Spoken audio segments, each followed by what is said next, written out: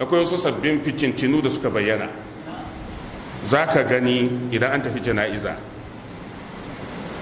ana tona kabari saboda kyamara ta zama ruwan dare. Kowa ka gani wayarsa akwai kyamara, sai ya bude kyamaran kabarin ma yana ɗauka yana watsawa ta intanet.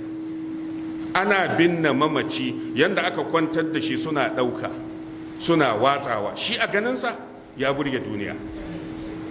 Al'imamu Malik ya ce duk abin da bai zama addini ba a zamanin manzon Allah wallahi ba zai zama addini ba a yau kuma har tashin kiyama.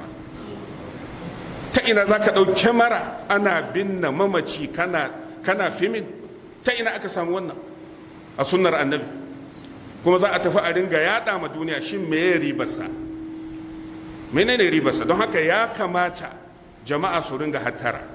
Idan an tafi makabarta mutum ya ɗauki kyamara a hana shi. Don me za ka yi da shi? Abin da aka ce ka yi wa mamaci na farko ka yi mai sallah, kada ka gawarsa ka masa addu'a. Waye ce ka ɗauki hotonsa ka watsa ma duniya? Ina za ka samu wannan hujja a sunnar manzon Allah? Sannan kuma tana yiwa a samu kuskure ta wajen jana'izar, ka nuna wa duniya an wulakanta gawa. Saboda haka ba shi da kyau. Malamai suka ce duk wani abu da ka sani na fasadi idan za a yi a bayan mutuwarka ya kamata ka rubuta. Wannan ita ce sunnar sahabban annabi sallallahu alaihi wasallam.